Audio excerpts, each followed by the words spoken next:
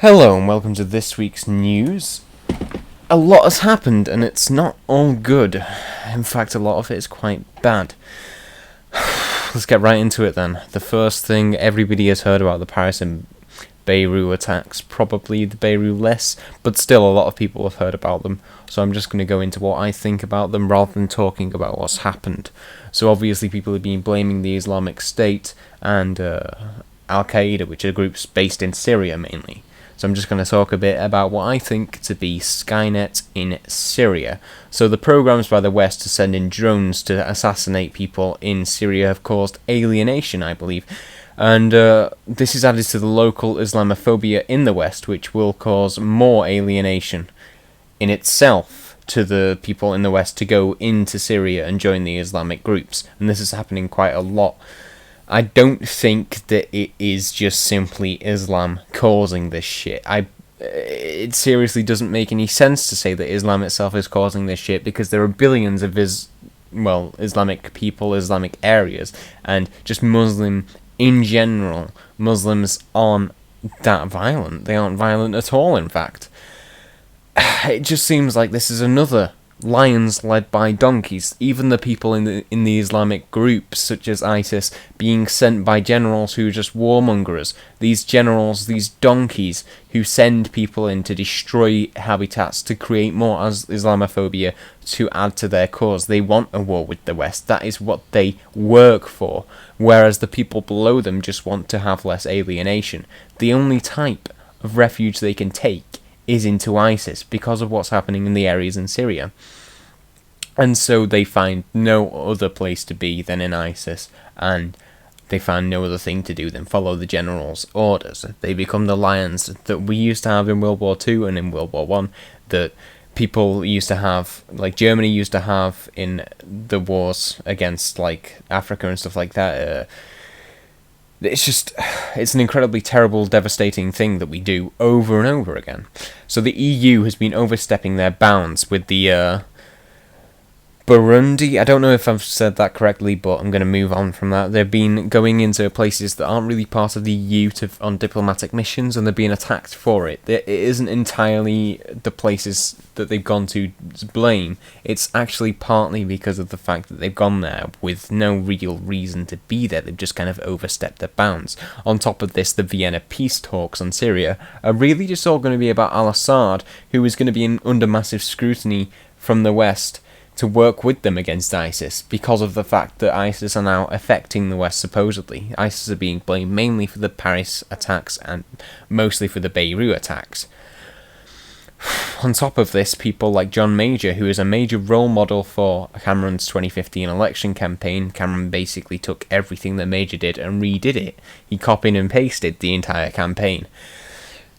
People like that, including Gordon Brown, have attacked his proposed tax credit cuts, which he said he wouldn't do in the campaign, let me add, and he is now going to do. The Autumn Statement is going to release a kind of brought back version. The version that was first put through went through the Commons but didn't go through the Lords, so they're going to have to put through an easier one so that it gets through the Lords this time. It's unseen whether this will happen or not, because obviously there's a certain amount of time which the Commons, being supreme to the Lords, can just put a law through.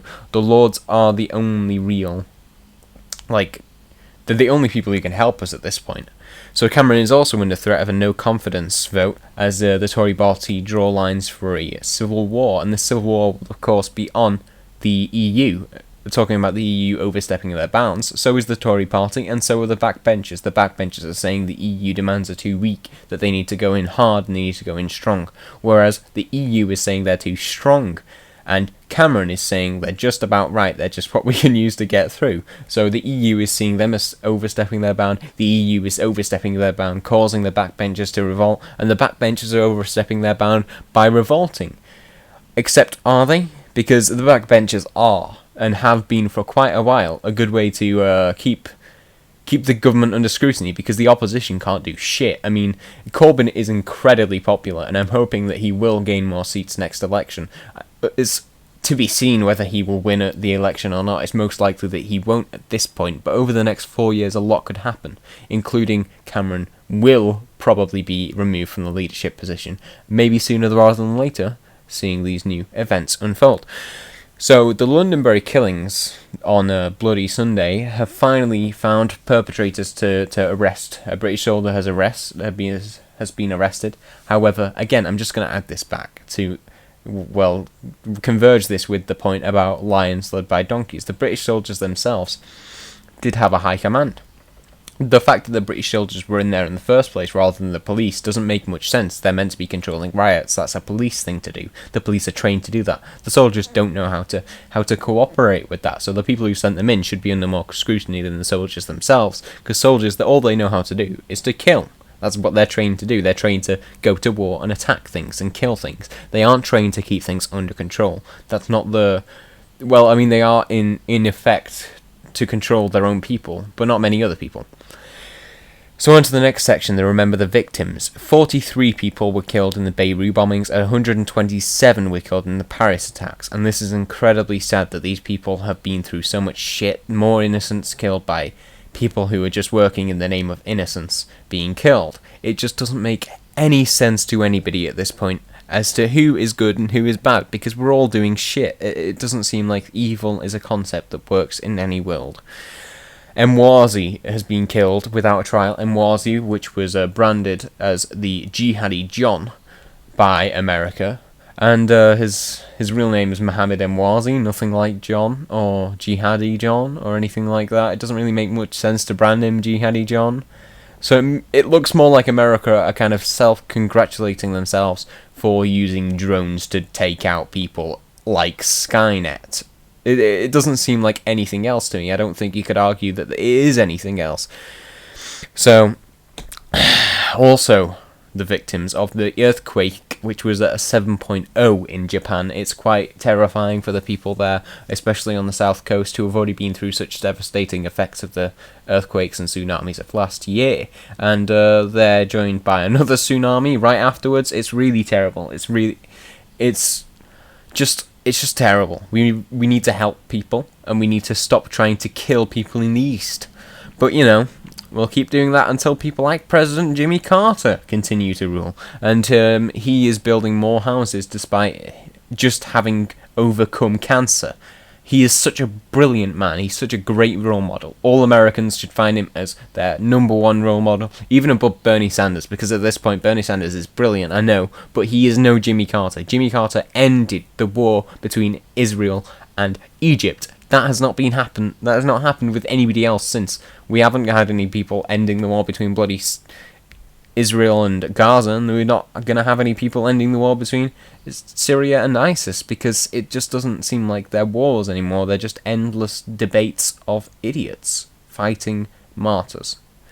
Anyway, free college tuition for family members of any veteran working at Starbucks has been introduced, which is quite nice. Rutgers University to build a support centre with jobs for autistic people, which is a good plan, because obviously mental illnesses such as autism work best when you don't try and force them into things. It's a support centre. You go there for support, and if you want a job, you can get a job too. And if you don't want to go there, you don't have to go there. They don't force you to anything.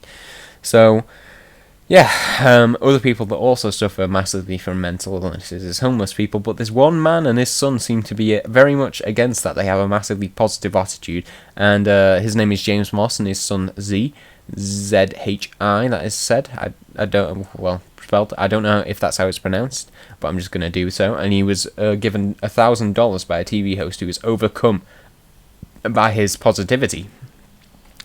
Pedal Power from the Pen, which is a program in South Dakota's prisons, and basically the inmates, two inmates in particular, have been taking apart bikes for quite a while and putting them back together, like broken bikes, and making them better, and they're going to send about 1,300 bikes to children in need in South Dakota, which is...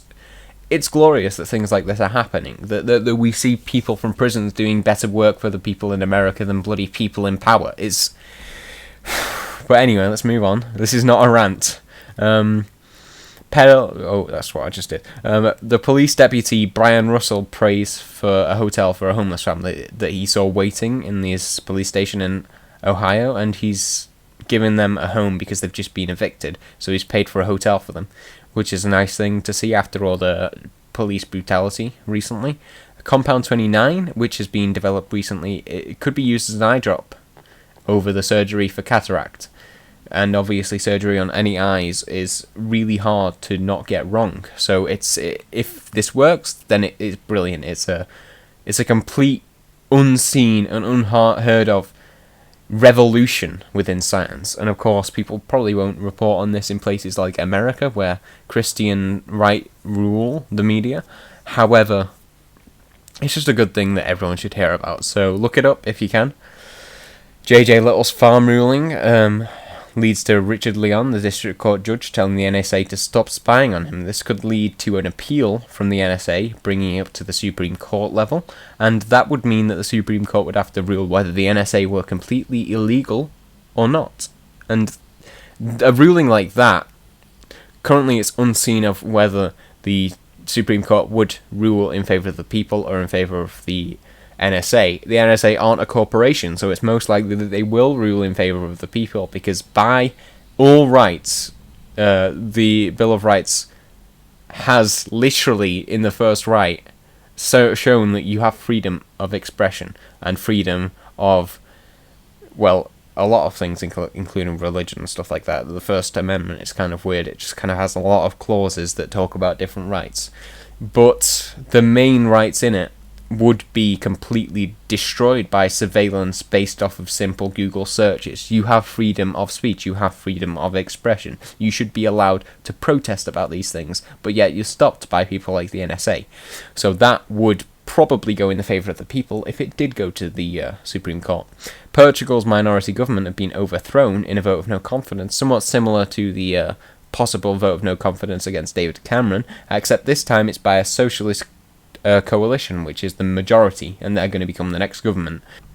Suu Kyi, the leader in Burma, well, current leader now after she's won the election, has finally, after about 20 years of working at it, beaten the government that was in control for that long after multiple house arrests between 1990, well, the early 90s, and 2010. This is great news for such a democratist as Suu Kyi and her party. This was recently revealed after winning the majority of the needed seats, and at the current moment she is in the lead with a vast majority in the House. So let's just move on to music. We don't have that much for music this week. Most of it is rock. The first thing is Graveyard's Innocence and Decadence. The second one is Menace Beach's I should talk about them, shouldn't I? Graveyard's Innocence and Decadence is kind of a nice rocky, garage rocky kind of sound. It's good, definitely listen to it. Menace Beach's Super Transporterium is very psychedelic rock feeling. It is nice. I like a lot of psychedelic rock. It would have probably been my standout if not for the standout that we have. Primus's In Numbers is also been released recently, and that's also quite nice. Mark Lanigan's Houston demos have been released. They're really, really, just good. Just music is probably the only place where we will find escape, other than obviously looking to the Hope section and stuff like that. So just try and listen to this kind of stuff. Killing Joke's Pylon has been released, and the standout for rock is Cadaver's Berlin. Now for pop I did not find much at all, and Troye Sivan has released a new album, well, a new single, and it's also quite good. Look up that, and that's pretty much it. I don't really like Troye Sivan that much, so I didn't put it in. I just kind of went off of memory for that. Anyway, that will be the end of the video, so I hope that this video isn't too long and too boring for people, because obviously a lot of events have happened, so let's just take a breather at the end. Just kind of release the frustration against everybody and anybody, even against myself if you're a part of the right wing that disagrees with me, even against your family and completely different reasons. Just against anybody that you have frustration with, try and release it through non-violent means. Breathe in deeply and out, and be peaceful. Okay, so have a nice weekend, I guess. Try and not have too much of a terrible week next week. People in areas of main industrialization. Keep safe, because we don't know whether these bombings will continue in other places. And just try and stay on the good side. Try and stay on the side of people who constantly scrutinize governments for stupid things in the East, and constantly scrutinize the ISIS and people like that for doing even stupider things back. Just be the Rage Against the Machine fan that you've always wished to. You know what I mean?